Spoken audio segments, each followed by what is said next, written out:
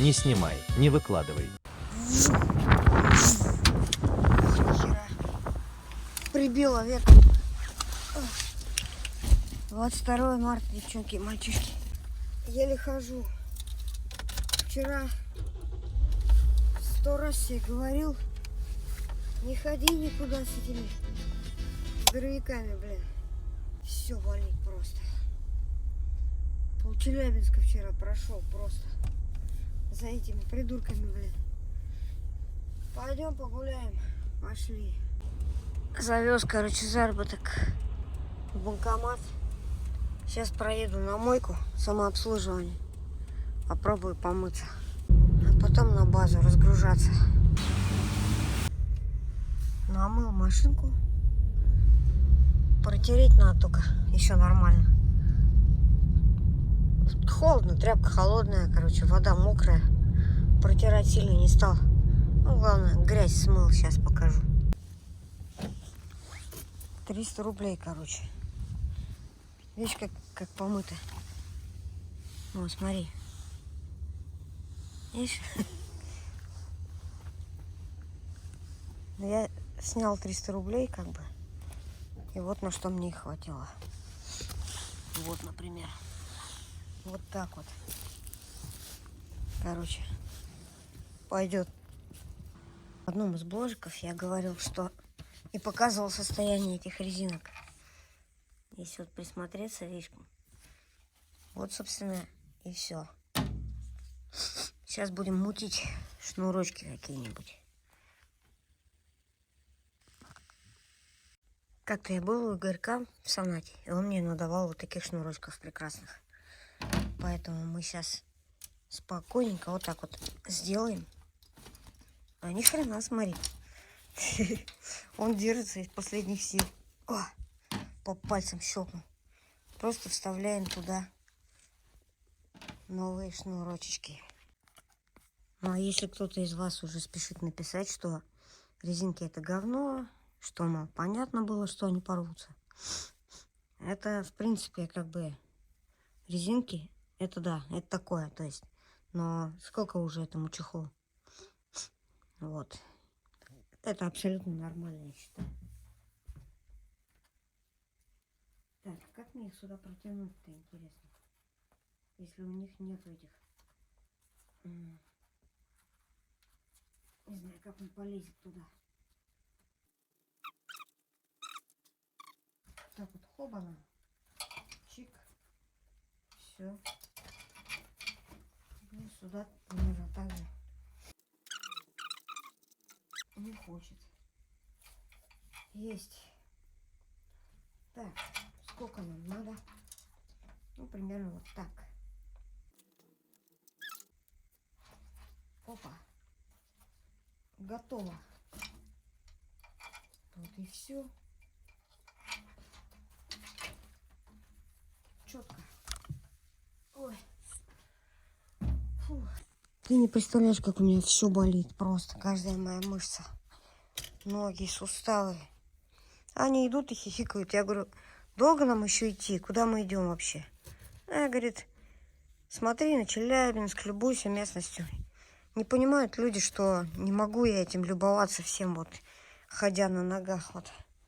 Это на такие расстояния. Я уже говорю, еле иду, блин. Я не знаю, сложно поверить, да, глядя на меня, что я инвалид второй группы, что у меня с костями проблема. И просто не вдолбить это никому, понимаешь? Идут, прикалываются. А я уже еле иду. У меня коленка, короче, минусанулась. Суставы болят. Хрен знает, как еще людям объяснить, что не ходок я. И каждый раз, когда мы выходим откуда-нибудь, куда-нибудь, я только и делаю, что молюсь, чтобы это не было далеко. Ой, а было максимально близко. Так, ну все. Играть не буду, нафиг. Не в том состоянии. Не снимай, не выкладывай. Все, я попилил домой. Короче, наушники, те, которые Пашке подарил, сломались же в тот же вечер, блин. Ну вот, как мы играли в Челябинске. Не знаю, что с ними случилось, короче. Я ими где-то год пользовался. У меня все было ок. Он их одел, говорит, правое ухо тише. И потом оно вообще перестало работать у него. Как так, хрен его знает. Не снимай, не выкладывай. Продолжаем наш унылый бложик. Нашел под диваном данный хай-хет. Состояние практически идеальное. Покрытый благородной патиной. Многих лет лежания под диваном. Вот. В телегу написал, типа, что данное железо мне не нужно. Валяется под диваном уже хрен знает сколько лет. Железо это Гошина. Сказал, делайте с ним что хотите. Уехал в Питер 100 лет назад. Оставил его под диваном. Еще у меня райд его тоже стоит. 23 марта, девчонки и мальчишки. Подписчик, который прислал мне наушники, которыми я пользуюсь сейчас. Кастер Бас называется. Все забываю, как называется. Сказал, что пришлет какой-то медный кабель, короче. И прислал, представляешь? Вот, еду забирать. Есть. Открылась, короче, самая верхняя ячейка. Я думал, у меня сейчас рука оторвется, тянулся. Высоко. Еще, знаешь, так пальцами ковыряю что-то там. Ну так наверху что-то там уцепиться пытаюсь, а она все дальше и дальше отъезжает, короче. Кое-как вот за краешек зацепился, подтянул ее. В самый верх, короче, в самую верхнюю ячейку засунули.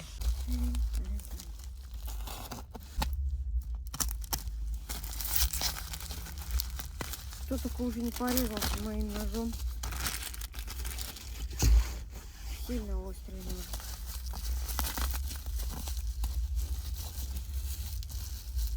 Так. Как это вскрыть-то? Офигеть. Интересно.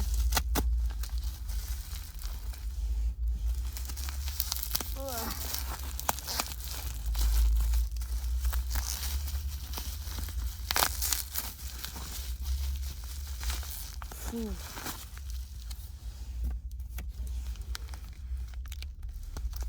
Кабелек. Насколько я понимаю... нет, я эту фигню уже хотел выкинуть, прикинь. А тут еще вот что есть. Прикинь. А это еще не все, прикинь. Там еще что-то есть. Я еще тот скрывальчик. Амбушюры какие-то, прикинь, что ли.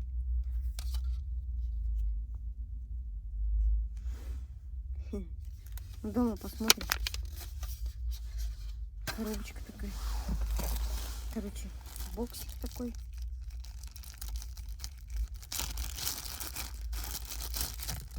Под наушники, судя по всему. Интересно, а они сюда войдут? Наушники-то. Такой мелкий бокс, смотри, с карманчиком. Попробуем запихнуть.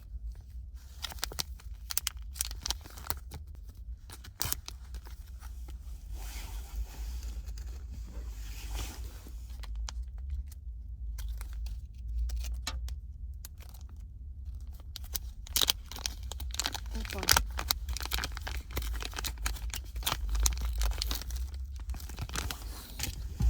Упаковочки.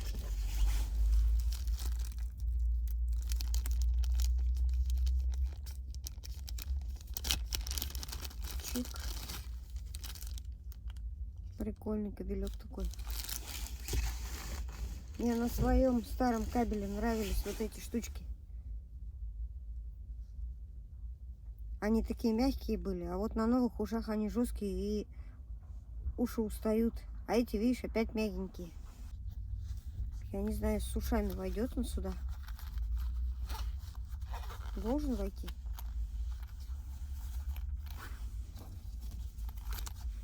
Ладно, все остальное дома сделаем. Что это такое? Это какие-то эти спинненные амбушюры, прикинь. Я ни разу такие не пробовал. То есть у меня есть такие, где-то были беруши. Ну, попробуем. Попробуем. В общем, для начала попробуем кабелек махнуть. Вот они ушки. Вот про эти штуки я говорил, что они жестковатые. И когда долго сидишь, у тебя это уши, сверху ушей вот тут начинает побаливать. Я, честно скажу, не понимаю, какой провод правый, какой левый. Просто вот как смог, так и одел. Интересно, с ушами это сюда войдет? Скорее всего, войдет. Такой провод скрученный, прикинь. Сплетенный прям. Вот тут тоже не особо понимаю, какой правый, какой левый. У них есть небольшой угол, да? Вот у этого есть, как бы, видишь, завиток небольшой. А у этого вроде бы как и нет. Я не особо вижу разницу вообще. Попробуем. Так. Наоборот, надо вот так вот, да, типа, сделать. Или нет? Что-то я придумал. Не понял. Так, вот так вот. Вот так вот. Пробуем. Чик-чирик. Хорошо сидит. Из старые наушники у меня были. Иногда один наушник отваливался, короче, от кабелька. Чик-чирик. Вот и все. Давай попробуем их засунуть в чехольчик. Мне прям интересно, войдет. Просто моток такой получается, нехилый. Ничего, вроде входит. Входит все. Оба. Спасибо большое за такой презент. Наушники. Плюс еще и провод прислал. Что теперь с этим проводом делать? Надо его смотать аккуратненько и куда-нибудь положить.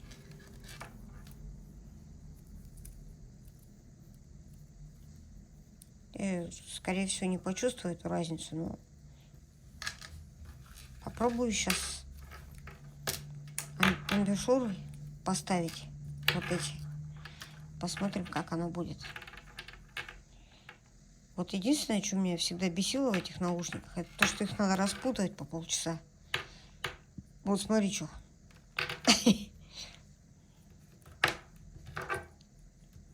А когда надо срочно бежать на сцену, а ты стоишь такой и распутываешь их. Ну ничего, бывает. Так. Тут еще есть такая вот штучка, очень нужная. Видишь? А я гаффой, короче, перематывал. Попробуем сейчас одеть амбушюрки. Чпок. Интересно, как они будут вставляться. Легко или нелегко. И там что, есть какой-то паз, чтобы это вставилось? Или нету? Попробуй одеть. Я думала, они тяжело будут вставляться, слушай. Вставляется нормально. Ну и там расширяется, чувствую прям. Прикольное ощущение. Интересно. Прикольно. Слушай, сейчас вторую еще поменяю и буду слушать музыку, короче. Говорить свои ощущения. Я знаю, что вот у меня беруши есть такие. Я на концерты в них хожу. Потому что невозможно, блин, громко. А в берушах прям хорошо, четко все слышно. Их надо так пожамкать и быстрее засунуть, пока оно не распрямилось. Ну все, одеваю и буду слушать музыку. Я, короче, в этих ушах, вот с этими берушами, я вообще ничего не слышу, что снаружи происходит, представляешь? Если вот в этих еще что-то слышно, то в этих вообще ни хрена не слышно. Что бы такое включить, чтобы не оглохнуть сразу? А что долго гадать? Сейчас вот прям включу вот эту вот хрень, короче. Убавить надо, пока я не оглох. Ой-ой-ой.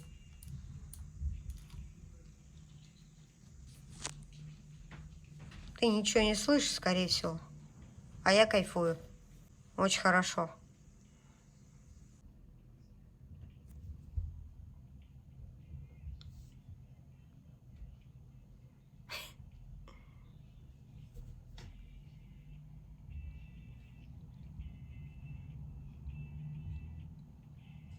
Круто.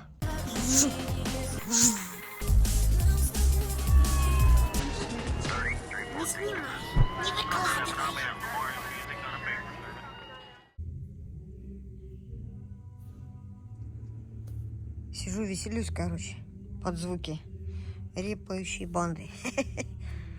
Позвонил старый друг, который когда-то пробовал нас писать, когда я не знал, что такое метроном. Я помню эту запись. Вот. Мы записали сначала рыбу, и потом я пытался, записывая барабаны, пытался попадать в эту рыбу. А этот мой знакомый, он пытался эту рыбу как бы поженить с метрономом. То есть поставить туда метроном. И не смог, блин, говорит. Вот такие дела были 100 лет назад. В общем, говорит, в театре, в драмтеатре, вот на Гагарина у нас театр стоит.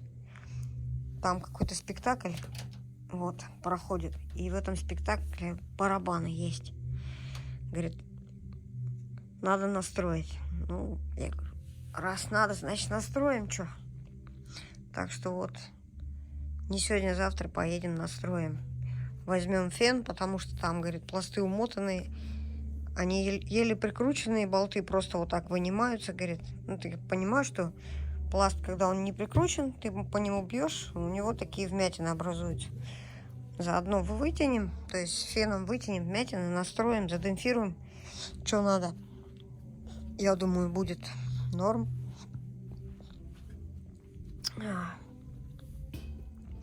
Вот еще вот эта хрень надоест мне. Тоже ее так вот сплавлю. Вот. Не знаю. Не хочу ничего играть. Потому что ничего нового я тебе не сыграю. Ну так просто пощупаю барабан. Помешаю им репетировать. Пишу на телефон, потому что лень микрофон достать. Чувствую себя достаточно хреново, но чуть лучше, чем вчера.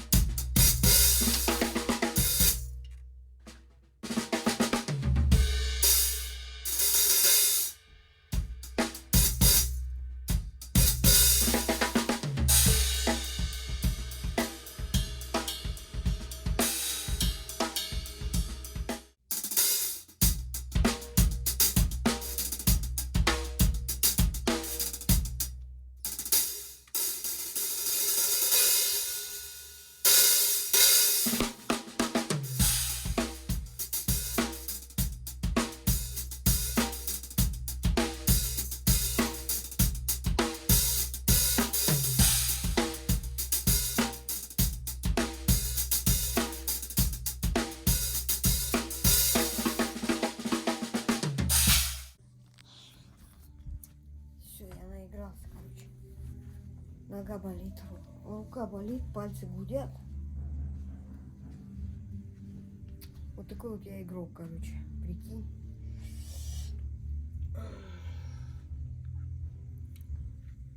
Мне многие пишут, типа,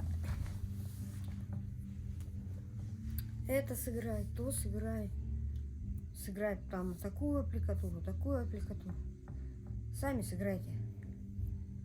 Играю то, что хочу играть. Не нравится? Не смотри.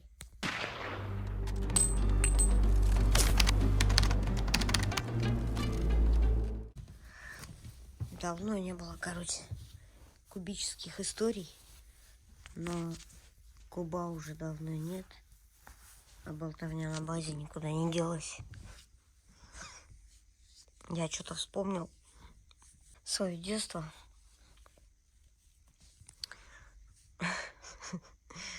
Мне так стыдно вообще, как я вспоминаю про это. В общем,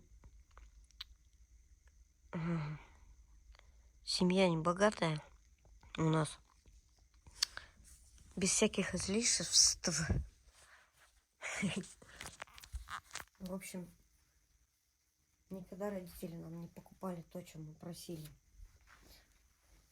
Прям вот хочу это, пошли купили, фиг тебе. И я помню в детстве, в деревне, например, мы катались на великах, и у друзей велики были все увешаны катафотами, которые так переливались красиво на солнышке. А у меня был такой лесопед, короче, который я кое-как выпросил у родителей, а ездили на нем все, кому не лень.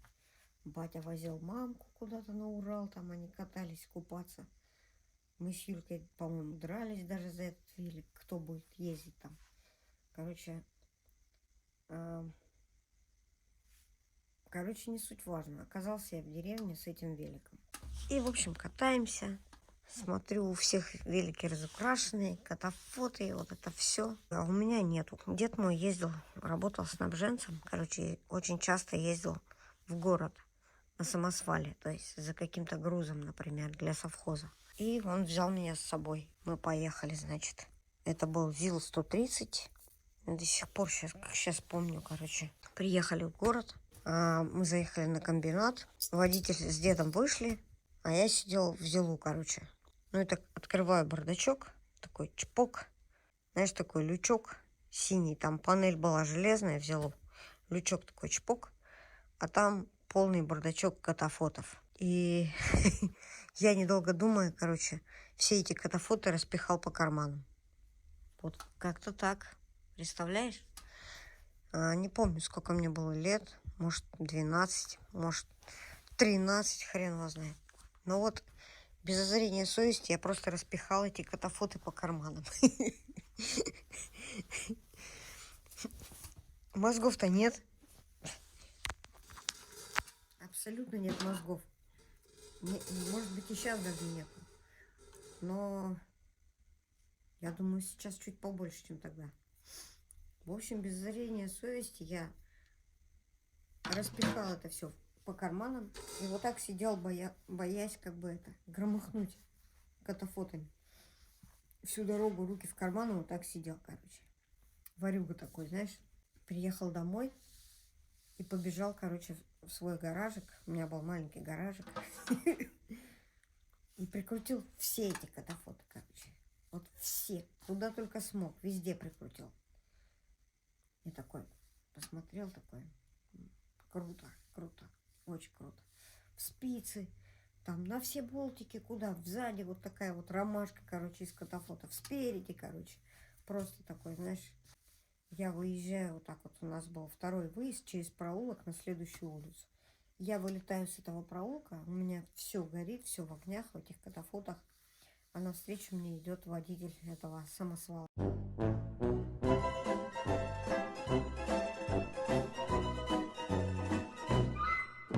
То есть я за секунду осознал, какой я дебил вообще, блин. Зачем я это сделал, я не понимаю. Вот такая история. У меня в жизни в детстве или в юношестве еще было несколько подобных историй. Вот. Почему-то мне нравилось какое-то ощущение, что ты просто так завладеваешь чем-то чужим, понимаешь? Мне так стыдно за это. Просто я тебе вот один случай только рассказал, а их было полно. Но важно одно, что в какой-то момент я осознал, что, что я творю полную дичь, короче. Вот. Мне до сих пор стыдно за многие из этих случаев. За все. Вот такие дела. А ты думал, я святой? А вот и нет. Вот такой ужас. Уж не знаю, это детский был какой-то этот бзик или не детский. Вот. Это имело место быть. Так. Интересно, есть тут кто? Или нет никто? Выключил свет, короче. Машин нету. Скорее всего, и там никого нет. Один раз я оставила дверь открытой. Мне показалось, что там кто-то был. Потом не было никого. Получил по шапке. Опа. Стемнело, блин. Жабузя стоит, скучает.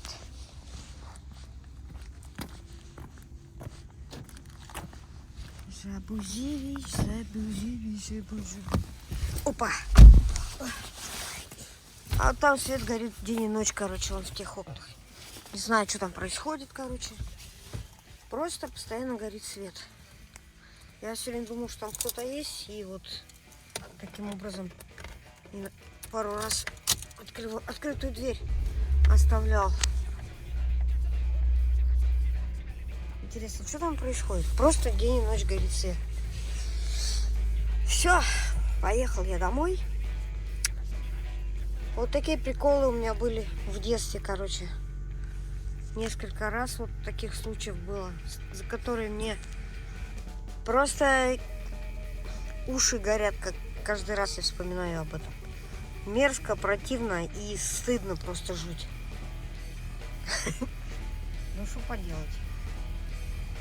Никто мне не мог до определенного момента вдолбить. Почему этого нельзя делать? Иначе тебя люблю.